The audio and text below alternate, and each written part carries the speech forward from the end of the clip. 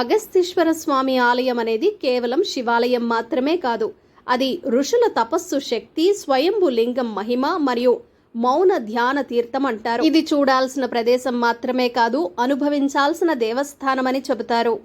ఈ ఆలయంలో మా దర్శనం పూర్తయిన తర్వాత నెక్స్ట్ మేము విజిట్ చేసిన 6th place Gudimallam temple. Gudimallam ఆలయం ఆంధ్రప్రదేశ్లోని తిరుపతి దగ్గరలో ఉంది. ఇక్కడ ఉన్న శివలింగం ప్రపంచంలోని అత్యంత పురాతన శిల్పాలలో ఒకటి. భారతదేశంలోనే తొలి శివాలయమైన గుడిమల్లంలో ఉన్నాము. లోపలికెళ్ళి దర్శనం చేసుకున్నాము. ఈ ఆలయంలో ఉన్న శివలింగం దాదాపు 2000 సంవత్సరాల క్రితం నాటిది. ఇది 1వ శతాబ్దానికి చెందింది. ఈ ఆలయంలోని శివుడు మానవ రూపంలో త్రినేత్రుడిగా చేతిలో ధనుస్సు, బాణాలు పట్టుకుని కనిపిస్తాడు. ఇది ప్రపంచంలోని మానవ రూప శివలింగానికి మొదటి నిదర్శనం. పశుపతినాథుడిగా ప్రతిష్ఠించబడి ఉంది. ఇది ప్రపంచంలోనే అతి పురాతనమైన శివలింగాలలో మొదటిదిగా చెప్పవచ్చు. గుడిమల్లం శివలింగం 1వ శతాబ్దానికి చెందిందని పరిశోధకులు చెప్తున్నారు. ఈ లింగం ప్రత్యేకత ఇందులో శివుడు మానవ రూపంలో ఉండటమే. దీనిని త్రినేత్ర శివుడుగా కూడా పిలుస్తారు. శివుడు తన చేతిలో ధనుస్సు, బాణాలు, పశువులను పట్టుకుని ఉన్నట్టు కనిపిస్తాడు. ఇది పద్మనాభ పల్లవుల కాలంలో నిర్మించబడిందిగా నమ్ముతారు.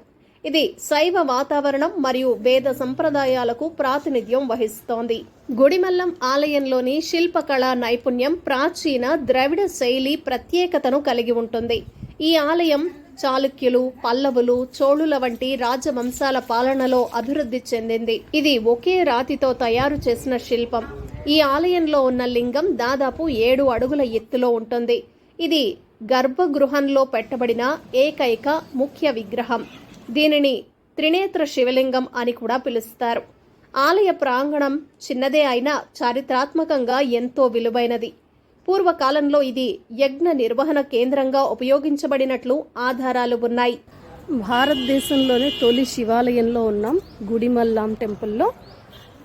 లోపలికి వెళ్ళి దర్శనం చేసుకోవాలి. బట్ ఒక 10 minutes బ్రేక్ ఉందట. ఈ 10 minutes బ్రేక్ తర్వాత దర్శనం చేసుకుంటాను. ఈ ఆలయం అతి పురాతనమైనది కావటం వల్ల భారత పురావస్తు శాఖ కింద ఈ ఆలయం పరిగణించబడుతోంది. ఈ ఆలయంలో ప్రతిష్ఠించబడిన శివలింగంలో 3 ఉన్న ఏకైక ఆలయంగా చెప్పవచ్చు. బ్రహ్మ, విష్ణు, మహేశ్వరులు 3 కలిసిన ఏకైక శివలింగంగా దీన్ని పేర్కొనవచ్చు. గుడిమల్లం ఆలయం ప్రదేశం చుట్టూ ఇంకా కొన్ని శిలా శాసనాలు కనుగొనబడ్డాయి. ఈ ఆలయం పర్యాటకంగానే కాదు, ఆధ్యాత్మికంగా ఎంతో ప్రాముఖ్యత కలిగి ఉంది.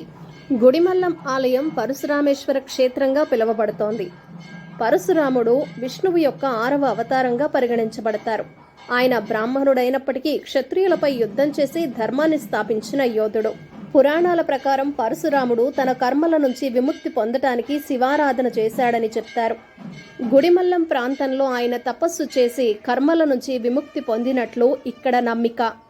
ఇది ఒకప్పుడు ఘనమైన తపోభూమిగా, యజ్ఞాల కేంద్రంగా ఉండేది. గుడిమల్లం ఆలయంలోని శివలింగాన్ని పరశురాముడు ప్రతిష్ఠించాడనే నమ్మకం.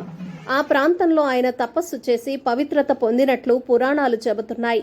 ఇలా శాపగ్రస్తుడు ఆయన భుజస్కంధాల పైన పాదాలు మోపి తొక్కి పెట్టుకుని నిలబడుకున్న ఆయన పరశురాముని అవతారం మహావిష్ణువు అనమాట. అంటే దశావతారం ఒకరు. ఆ పైన మానవుని పురుషలింగాకారణ శివుడు. ఈ వీడియోలో కనిపిస్తున్న సార్ గుడిమల్లం టెంపుల్ గురించి మన ఛానల్కి ప్రత్యేకమైన ఇంటర్వ్యూ ఇచ్చారు. నెక్స్ట్ వీడియోని అస్సలు మిస్ అవ్వకండి. ఇక్కడ కనిపిస్తున్న ఈ రాతి మీద చెక్కిన బొమ్మని నిశితంగా పరిశీలించండి. ఇక్కడ మనకు ఒక ఆవు, దూడ 2 కనిపిస్తాయి. ఆ ముఖాన్ని మనం అలా మూసి ఉంచినట్లయితే మనకు ఏనుగైతే కనిపించడం జరుగుతుంది. ఈ ఆలయం చాలా పురాతనమైనదండి. మీరు తిరుపతికి, తిరుమలకు వెళ్తే ప్రతి ఒక్కరూ కూడా ఈ ఆలయాన్ని తప్పక దర్శించండి. ఎందుకంటే పరశురాముల వారికి కర్మ విముక్తి జరిగిన ఆలయం, ప్రదేశం ఇదే అన్నమాట. ఎన్నో జన్మల కర్మలు, పాపాలకు విముక్తి కలిగిస్తుంది ఈ ఆలయం అనే నమ్మిక. ఇక్కడి నుంచి నెక్స్ట్ మేము విజిట్ చేసిన 7th ప్లేస్ తిరుచానూరు. అలాగే గుడిమల్లం టెంపుల్ గురించి ఆ సార్ ఇచ్చిన ఇంటర్వ్యూ తప్పకుండా చూడండి నెక్స్ట్ వీడియోలో. ఈ వీడియో నచ్చినట్లయితే తప్పకుండా లైక్ చేయండి. ఈ వీడియోని మీ ఫ్రెండ్స్ అండ్ ఫ్యామిలీ మెంబర్స్కి షేర్ చేయండి. ఇలాంటి మరిన్ని వీడియోల కోసం సబ్స్క్రైబ్ చేయడం అస్సలు మర్చిపోకండి. TV21 the better choice.